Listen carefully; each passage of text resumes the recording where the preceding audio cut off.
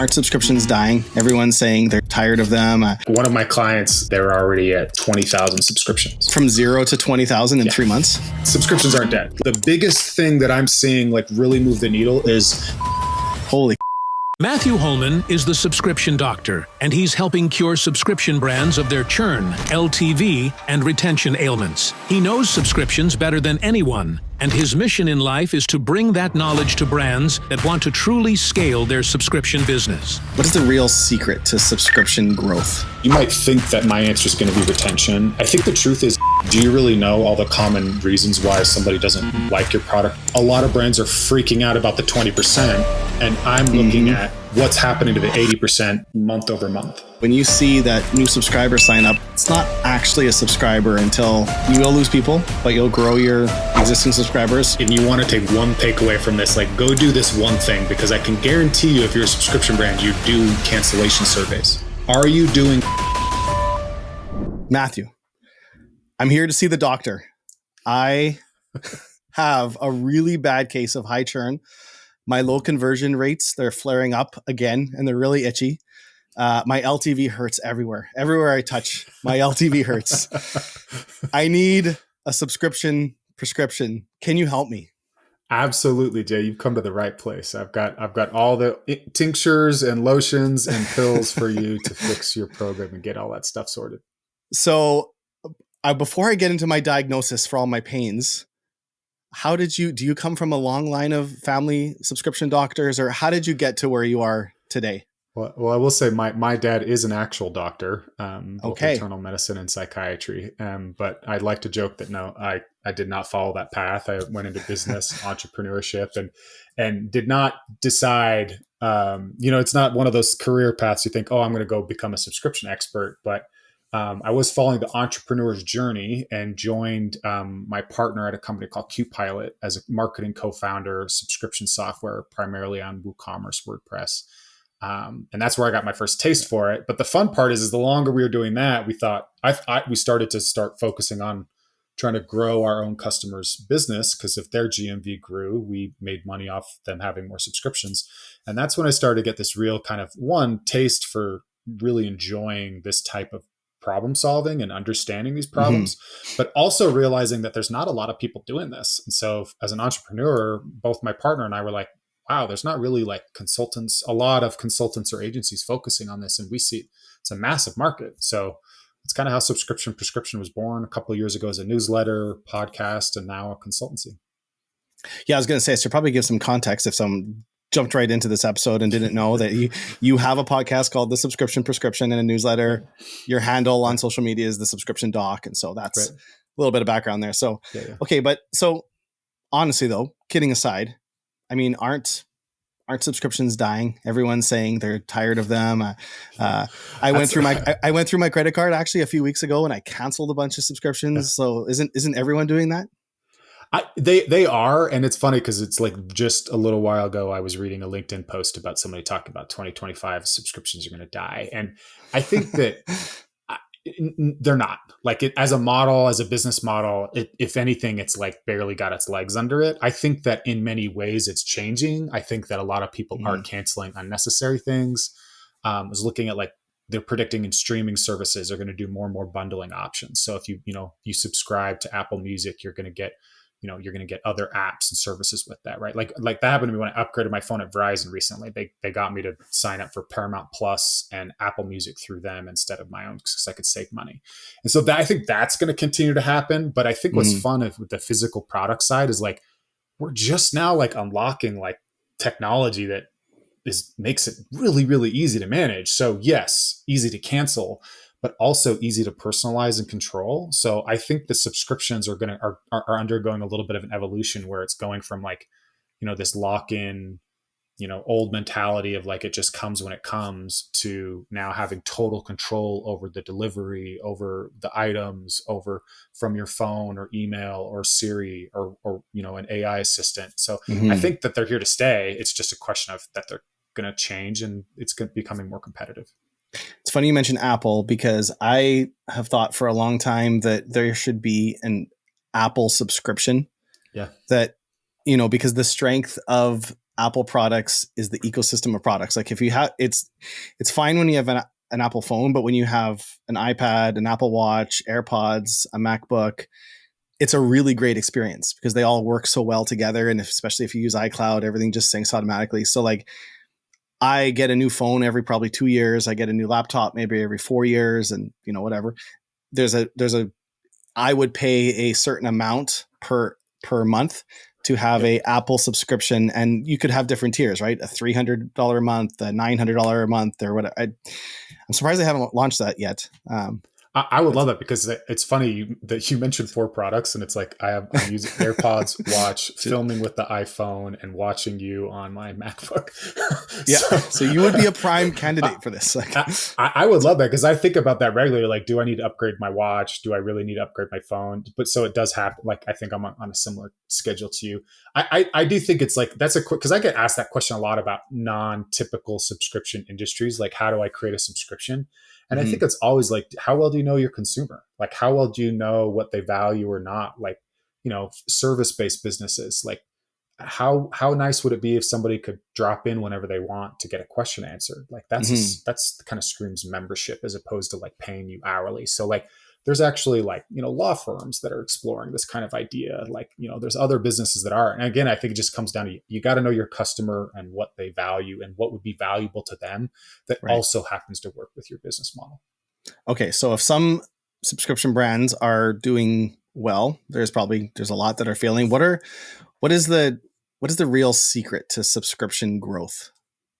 Yeah, I think what's so fascinating, this is a question I ask online all the time, is which do you think is more important, acquisition or retention? Because I'm a subscription guy, so you might think that my answer is going to be retention, and there's a ton of retention people on Twitter, so I always get that kind of response. But I think the truth is like understanding that it's actually a complete system. So understanding that how acquisition can actually lend itself to success on retention. So like one of the simplest ways to think about this is if you normally just sell a monthly subscription to, say, pet food, right? There's a lot of different ways to buy pet food, and that has very little value other than a little bit of a price discount.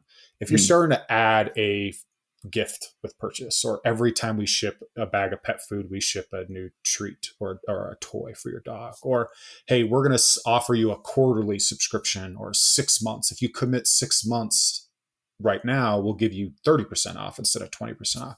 So you can start to think about like, there's a lot of ways to frame a subscription offer on the acquisition side that actually lends itself to better retention. So I mentioned like the gift with purchase, like those types of orders tend to do better over time. A 6-month commitment does better than a monthly subscription, even quarterly. So like with all our clients, we push really heavily to have a quarterly option on the product page and on upsells, which I'm sure we'll talk about more. But and if you see the churn numbers that I've seen from brand to brand to brand, I've not yet seen one where a 3-month, month-over-month subscription has a better retention rate than a quarterly subscription at that first renewal. They always have a better renewal rate. So just things like that, where you're starting to think through, how can I acquire somebody that lends itself naturally to keeping them around? Those are the brands that are really, really thriving today.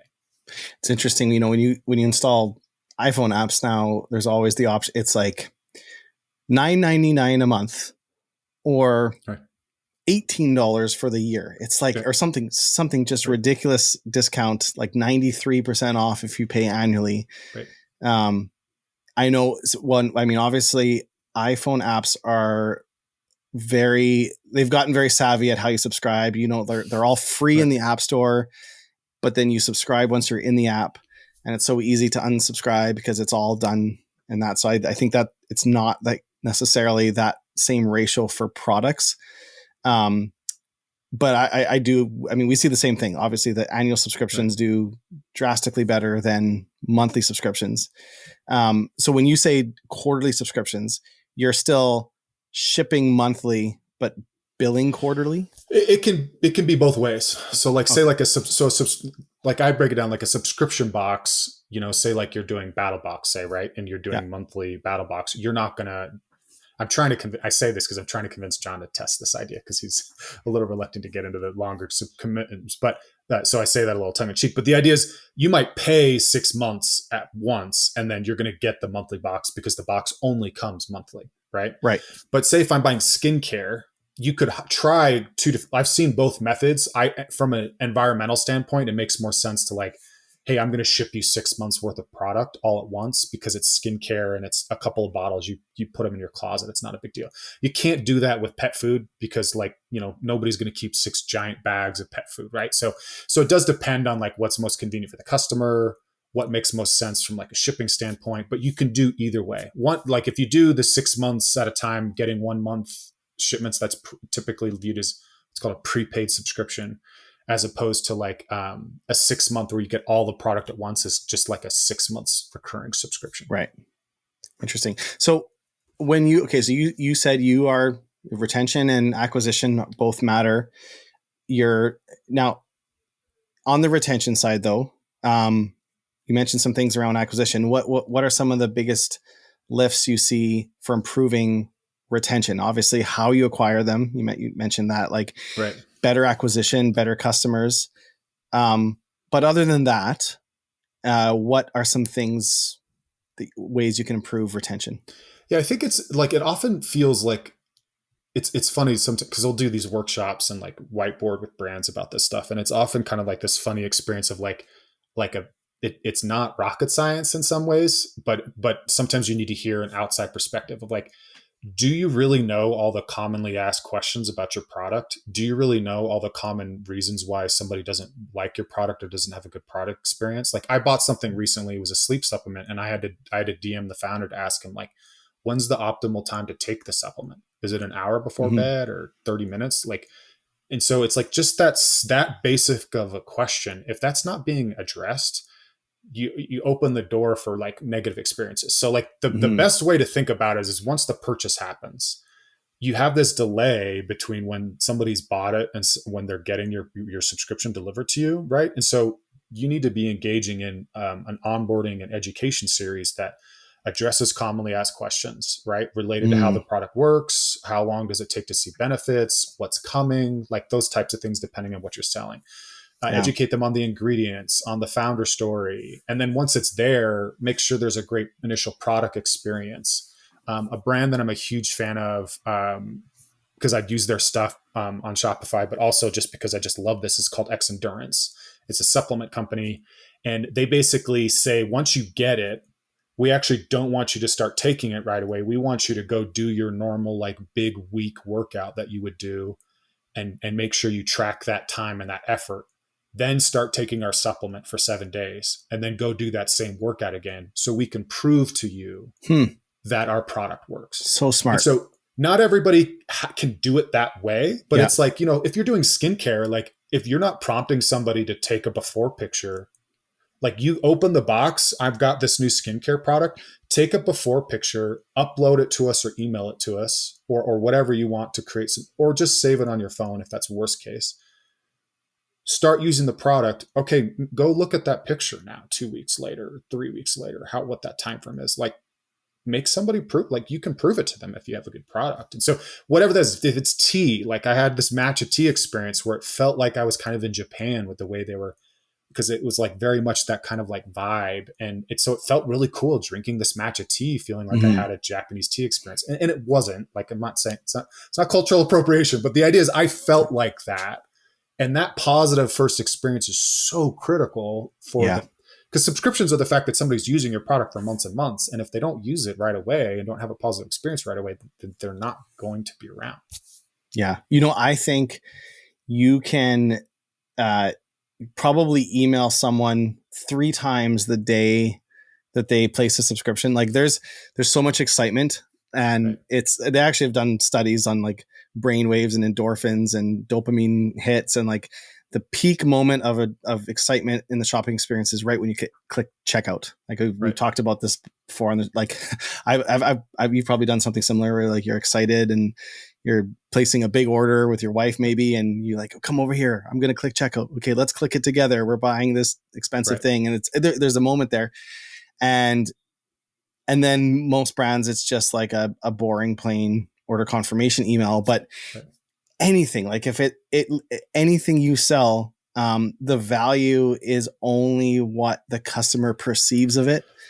And so like you've got this window of opportunity. Like you could send them an email the second they like the supplements, like what it's made, how it's all natural organic ingredients. 1 hour later, send them another one. 3 hours later, send them. They're not going to click spam on the first day because they're excited. Right.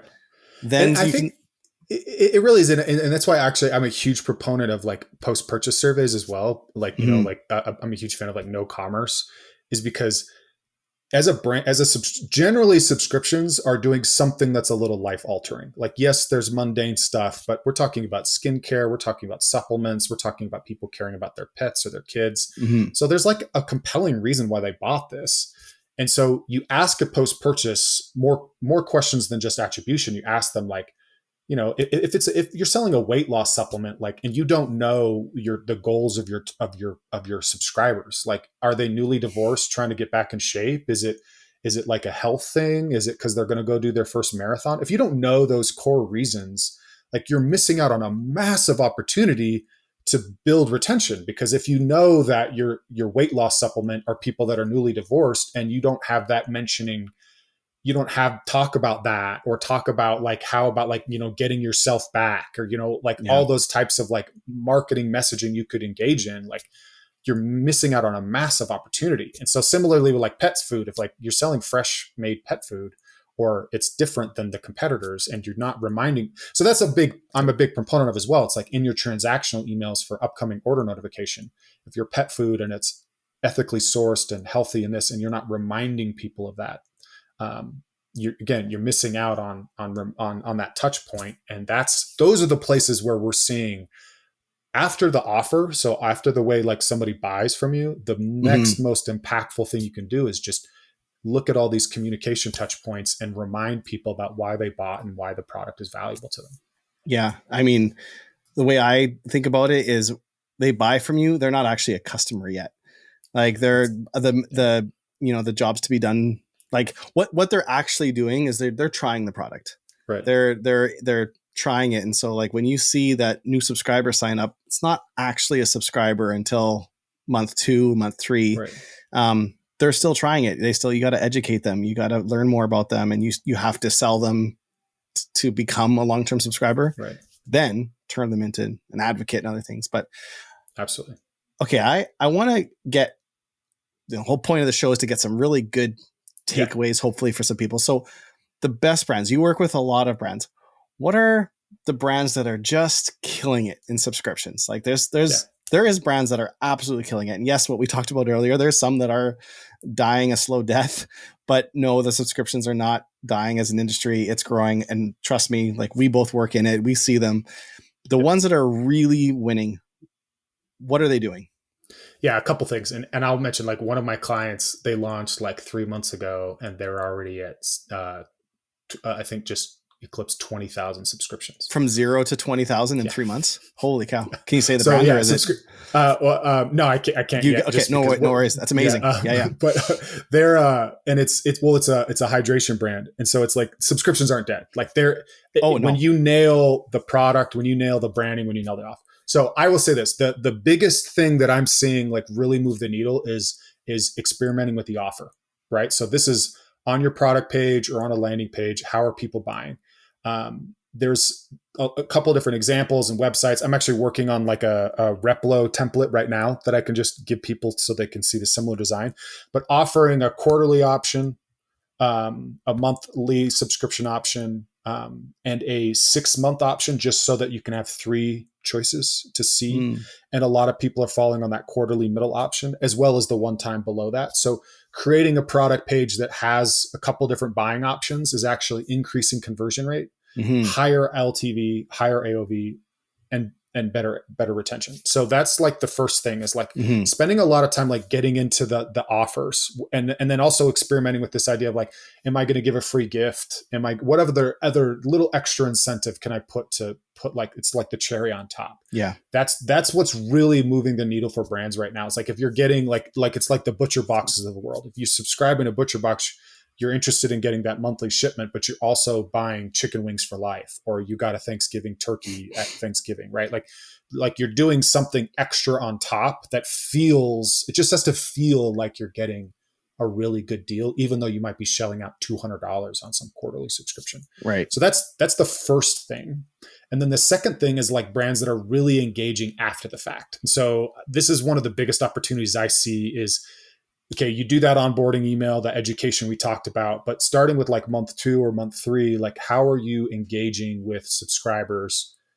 So a very simple way, we're using a tool called Zamo. It's available on Shopify, integrates with Klaviyo. I'm a huge fan of it because we're putting in the upcoming order notification email an option to upgrade from a monthly to a quarterly.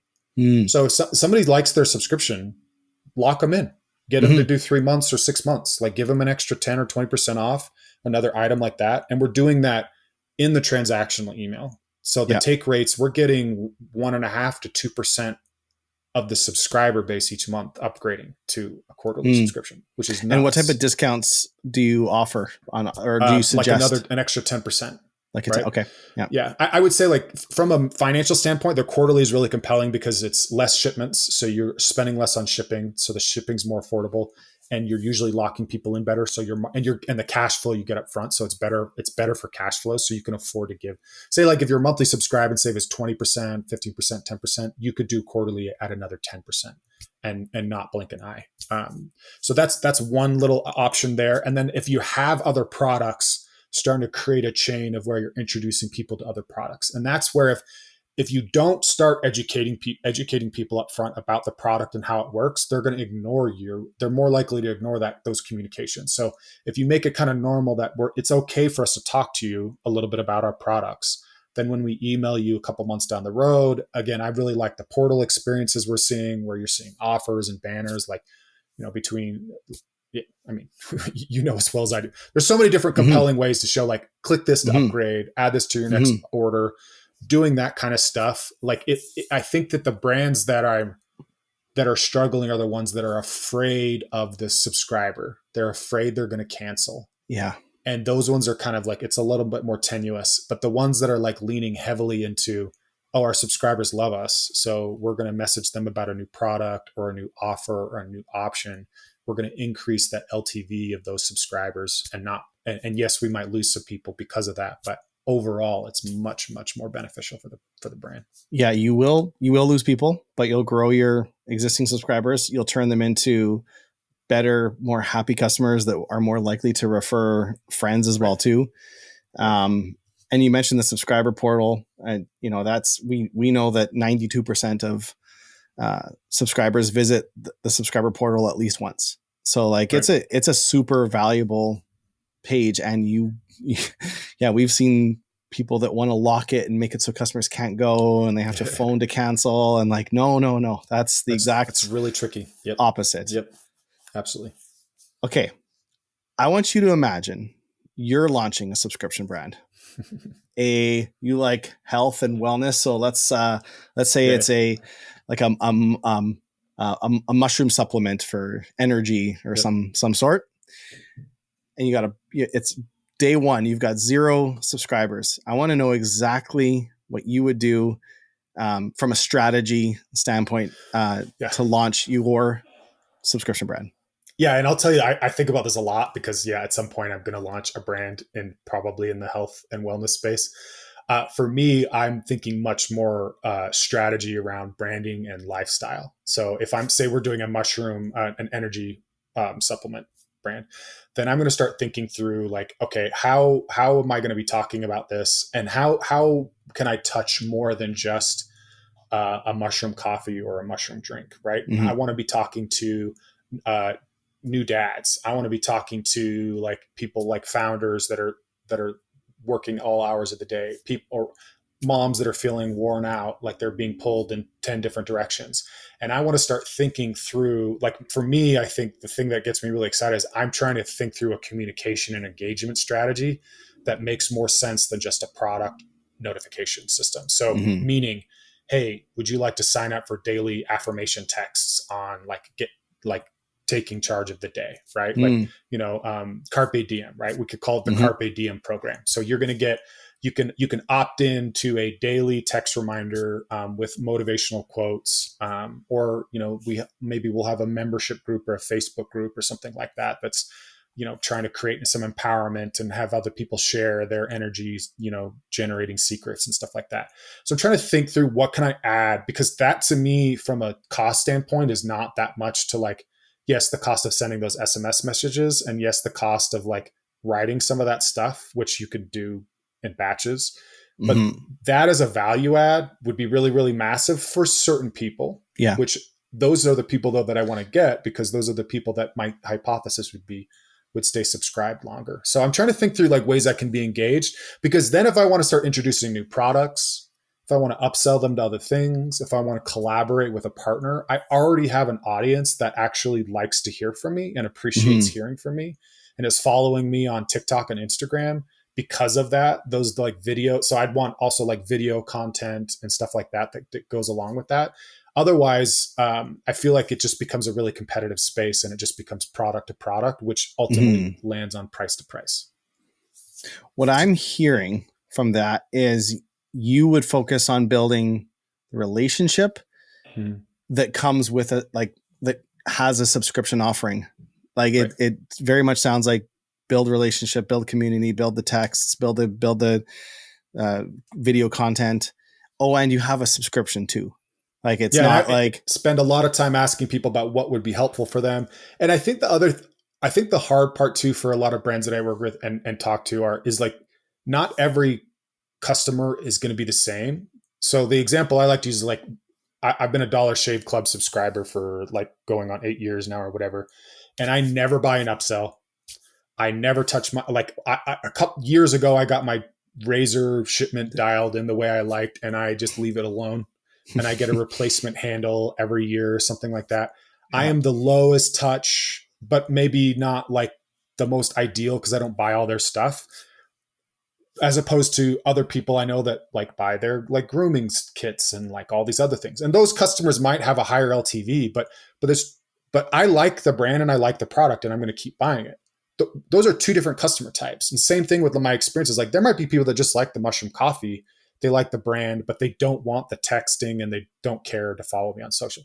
That's fine. Like I can create an experience that works for both, but I know that people that buy the more premium experience or see value in that are going to be more worthwhile, more profitable to me downstream. So that's why I think sometimes as a brand, it's like, it's okay that people pick the monthly option instead of the quarterly, or it's okay that people have bought the one time versus the subscription. I have systems in place to try to get them to upgrade, but if they don't, they don't. I'm just not going to lose sleep over that segment. I'm going to spend more time and effort and energy and resources on the profitable segment. What can I offer them? What more value can I unlock from them? That's the secret to like making the subscription business profitable. Yeah, we talked a bit about this when we were at Sub Summit. It's and I remember a couple people coming up to us after. Well, one person particularly came up and said that was the most valuable 30 minutes of Sub Summit, because I remember we asked the audience, like, does anyone know their net dollar retention rate? And it's not something that a lot of brands think about. And so for those listening, net dollar retention rate is there's user churn and there's dollar churn. So you can get 1,000 subscribers a month. And if you lose 100 of them, that's 10% user churn. But if your existing subscribers upgrade, add more products, essentially spend more money, you might not have dollar churn. You might actually be at a point where you are losing 10%, but your existing subscribers become 10% more valuable. And then you have a net dollar retention of what would be 100%. It's flat. Shopify has a net dollar retention of I think something like 121%, because even though they actually have, I would say, a very high churn rate, but what Shopify does really well is they have a path for a store to sign up for $29 a month and eventually be paying $50,000 a month on Plus so like there's that even, and that will account for hundreds of stores that churn.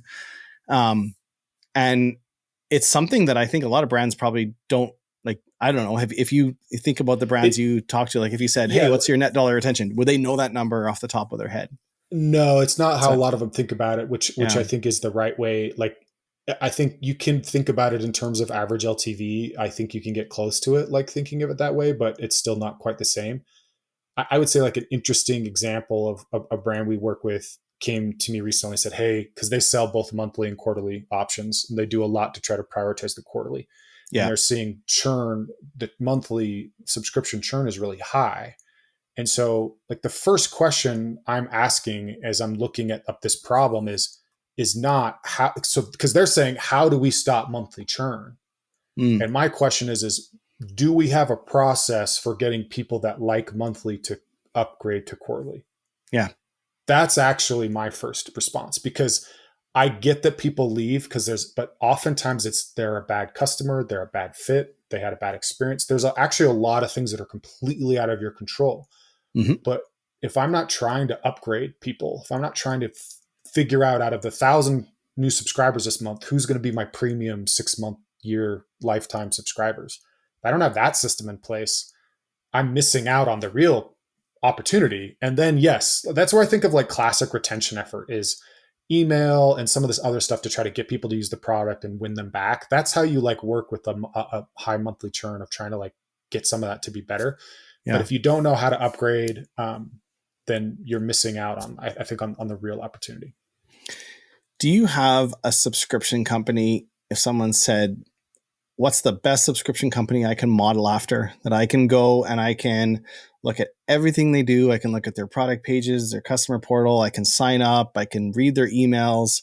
I can see how they market to me, talk to me, cross-sell me, upsell me, educate me on the product. Like, who is the creme de la creme of subscription brands that if someone said like, you know what, I got $50 a month, I want to go to subscribe and become a student of a brand? That is a really good question. And when I get asked about other good brands at times, but like, so I'll list a couple. Like, I think that, oh man, there actually is quite a few. So the first thing the problem is I usually think about brands for specific reasons. In segments.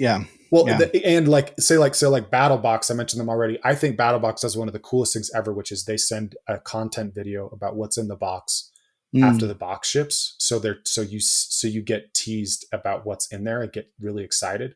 Yeah. And they have an amazing content game. But like, they're not like, you don't swap out stuff. Like there's not like a lot of like versatility, the way you might think of a normal subscription. So it's not like they're an ideal for that type of scenario, but they're really great at content and experience. But like, there's some skincare brands like Tiege Hanley. Like, I think like they do a really great job of that. I was talking to, now it's my newborn baby brand that's making me forget this brand. I had another skincare brand that they were, I interviewed Brian McDonald from Almost Proud on my podcast, and he was talking about, they actually spend a lot of time on education as well, like talking about product differentiation. Yeah. And he's a perfect example for it, because they really need to, right? It's raw dog food. Right. So it's yeah. I do think like a lot of the big ones, I think like, I'm trying to think of it like another, the product page example I throw to everybody, I'll say, is respire.com.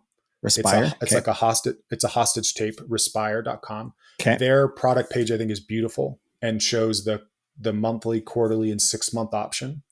I also really, really like the way Human, HUMANN. You have to Google it to see a landing page, because their landing page offer is a little bit different than their product page. Right. And probably click on one of their ads, I imagine. Yeah. You got, so sorry, Humans buying team. Hey, you know what? I'm sure they're going to make some sales from it. Go look at their offers, because they show like they'll sell you a 6-month supply. Well, they're selling you a 6-month supply for the price of a 4-month supply. So it's like you buy 4 months and they give you 2 months free. So like they're doing something really, really fascinating with that piece. Man, there actually are a lot of brands that are doing a really, really good job, just depending on the space that you're in. But again, I think part of that too is the technology piece. Is now it's a lot easier for somebody on Bold, on Skio, on Loop, on Recharge to like, they're like implementing new features. The portal looks better. That's where I think something's really, and then again, I'm super bullish on Zamo. If anybody is like thinking about tools, being able to automate, it's an embed tool. So like inside your Klaviyo notifications, you could send a transactional email because I just mentioned all this stuff that's good for the portal, but honestly, I would rather somebody doesn't go to the portal if they don't need to. 100%. Right. So if I can put the skip feature or a delay feature or an upsell feature in an email that's like one click change, then great. So like, Get Our Poo was doing this for a while, and now Zamo's kind of, I think, taking it to another level. So it's like all about that customer experience standpoint. But a lot of skincare brands, like I think that they're just amazing at. So it's funny. Skincare brands are amazing at unboxing. I think pet food brands are like great at like personalizing and talking about your pet and asking more questions about your pet, which is something I think more brands should steal from, regardless of what you're doing. X Endurance is a supplement brand that I really like. I mentioned, as well as they have a membership offer that I think is really interesting to look at and pay attention to. Some different ones. Do you take a bit of budget, your personal monthly budget, and subscribe to things just because you want to see the experience, or you just subscribe yes anyway? and no. Like I get free product often, which is my wife complains about. But I do yes. For me, it's like I'm a little bit more of a particular, like I'm curious about what this looks like. I want to see what this is like. Like, for example, this brand isn't on Shopify, but my wife had a custom hair care subscription there on Magento, which I think was part of the problem. And she like loved the product and hated everything about the subscription experience. And it was like, if they were on Shopify, all of that I think would have been so much more seamless and easy to use. Well, I don't know if that leads into my next question, but you could use that one if you want. My next question was going to be like, given the choice of any brand in the world, who would you like to work with your consultancy? Like if you could pick a brand and so like, maybe it's a brand that's actually like doing pretty good despite themselves, or just a great brand that you think maybe has an amazing opportunity for subscriptions, but they're not. Who'd be your ideal brand? Yeah, that's a really good question. You need it up on your vision board, Matt. Come on. I do. I needed a little bit of that. So honestly, my wife up until she was pregnant has been a subscriber of Lola for a long time. Oh yeah. I actually would love to work with Lola and help them figure out. I think there's some opportunity there with how they're managing their subscriber experience and managing their upsell portions, product swapping. I think when you have a product that it needs to be used, but there's a lot of different reasons why there's different SKUs, why different women are using different SKUs, that there's some experience opportunities there. Honestly, I would love to spend some time just with Dr. Squatch, just because I think that brand is so cool and their purchase experience is so amazing. Yeah. But I do see anybody with, like in Utah, there's a couple of big brands here like Dime Beauty and Just Ingredients that, I don't mind talking about them because they know, because I've been bugging them. We've been having some strategy chats. But so I would say any brand that has a diverse SKU count, to me, feels like greenfield. It's like most likely you are not prioritizing certain products. You probably don't have much of an upsell or a good swap strategy other than in the cancellation portal. So that's kind of where it's like, if you have more than one hero product, to me, that's like actually really interesting, because then we can start looking at like what products perform better. So like, I'll tell you a very quick anecdote story of, I did a consult call, like just a 1 hour once, with a brand that had 3 products, and they were prioritizing all 3 on the homepage. And you and I have done homepage teardowns before, so you'll know exactly where I'm going with this. They had 3 products that they prioritized. When we looked at the LTV of all 3, one product had twice the LTV of the other 2. And so my proposal to the brand was, you need to become this product company. That needs to become your homepage or landing page. That's the lead in. These other 2 are just upsells. And the founder was like, nah, we want to keep selling all 3 and prioritize all 3. And it's like, hey, the data supports that one of your products is twice as effective just naturally without you doing anything, is retained twice as better as the others. And so that's where I mean, is when you look at like diverse SKU catalogs, people are selling tons of different flavors or styles and stuff. It's like, oh, wow, now I can find out what's actually like, hey, we need to be selling this more. Yeah. Hey, when these 2 get bought together, you have subscribers that are bundling these 2 things. Bundle subscriptions, absolutely. Right? Like all that stuff. It's like, to me, that's like greenfield of like, because it's kind of chaotic. So it helps to have somebody come in and say, this is what we're going to do. Anyway. Yeah.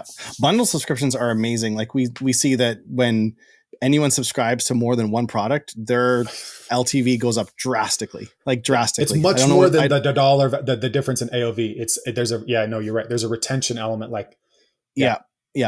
I don't know what it is. I guess they're bought in. They're using more of the product suite. They're something, but if you can get customers to bundle together in a subscription, it's a game changer. Yeah.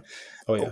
What would you say is the hardest thing that you have to sell brands on when you're consulting them and you're trying to convince them to do something, to change something about how they operate? What's the hardest sell that you get pushback on? I think the hardest thing is, I've mentioned a little bit. So I'll say two things. One is just the mindset of the loss versus gain mindset of, I'm worried about keeping how do we keep subscribers longer, as opposed to how do we acquire better subscribers, or how do we keep the good subscribers happier? How do we make the good subscribers happier? So again, this idea of like, if I have 20% first month churn, a lot of brands are freaking out about the 20%. And I'm looking at what's happening to the 80% month over month. What does it look like 3-6 months from now? So that's one thing. And then the other thing is just, I think that I see a lack of experience. I see a lack of like the retention piece. It's just part of the Shopify is like, brands are putting massive resources into acquisition, into branding and styling and all of that stuff. And then you'll have like a junior level retention marketer managing a $40 million business. And so I think that's often where there's like kind of like a gap. And so that's where it's like, hey, if you already have an email team, you already have an e-commerce manager, you have some of those pieces in place, like let's add a little bit of strategy to the subscription component. Even if it's just like, I'll just give you some insights on where you could go. Then the rest of the team can go execute. Because I think that's often people just don't know what we should be working on. Like, should we be sending this email? Should we be building this flow? Like, so that's kind of like where it's like often like, you need to put a little more effort in here, especially when you've seen this. It's like brands that have like 60% of their monthly revenue is coming from subscriptions, like recurring customers, but 80% of their budget is on that 40% that they're trying to acquire every month. And so that's, again, I'm not saying it doesn't need to be drastic, but shift a little bit more. I think you'll see better, stronger returns. I love that. Have you probably have the concept of your 1,000 true fans? Have you heard that talk or read that book? No, tell me. Okay. You reminded me of it. So you subconsciously, or maybe I've heard it. It sounds like you know it. It's so there's a book about it. You can just Google it. There's YouTube talks about it. But the concept is that you might have like tens of thousands of customers, but you really only have like a segment that is your true fans. They're like the super users of your product. They're the ones that can't live without it. Their retention is really high. They're referring people. Like if it's a software company, they're logging into your app every day. They're just like really, really good users. And a lot of times as brands or whatever you sell, you look at the 20% that is first month churn, or you look at the customers that are churning, and you're spending all your time. You've got like cancellation flows and you're trying to win them back, and you're worried about the ones that are losing. But what you should be doing is finding, your 1,000 true fans, which it doesn't have to be 1,000. That's just kind of a metaphor. Right. You find your true fans, find out what makes them your true fans. Like, why are they so good? Are they a certain type of a person? Do they work in a certain industry? Do they have a certain health problem, or do they, whatever, what makes them so good? And then go out and find more people just like that. Better like and that. Don't worry about the rest. And we spend so much time painting all our customers with the same brush, and we just say, I've got 30% churn. You might actually be doing amazing with your segment. So don't stress about losing those. Go out and find more of people just like your 1,000 true fans. And this is not a concept I've made up. You can Google your 1,000 true fans, and there's a kind of a whole book about it. But you kind of said it. That was like, well, I'll answer this with this question. It's like, okay, for anybody listening, if you want to take one takeaway from this, like go do this one thing, because I can guarantee you, if you're a subscription brand, you do cancellation surveys. Mm-hmm. Are you doing surveys when somebody hits 3, 4, 5, 6 months about why they like the product? Mm-hmm. Because if you're not, that's a massive opportunity to figure out why they like it. Yeah. Ask them if they can remember why they bought in the first place, but then also ask them why they keep it, why they're using it, what they love, what they hate, what could be better, what could be more valuable. That's where, like, again, we've seen it. Like, that's where we start seeing, like, oh my goodness, like, we're not offering this upsell. Like, oh my goodness, they don't know. Like, they love our product catalog, but we only send an upsell email once a month to these guys. Like, what are we doing? Like that all the time. Yeah. And even just reaching out, like you think of the brands you mentioned, X Endurance and those other ones. Like if you got an email saying, what can we do better? What can we improve? Like, even just knowing that they care would make an impact on your, absolutely. Yeah. I mean, I got a list of probably 20 more questions, but I know you have to run. So this has been really, really good. What,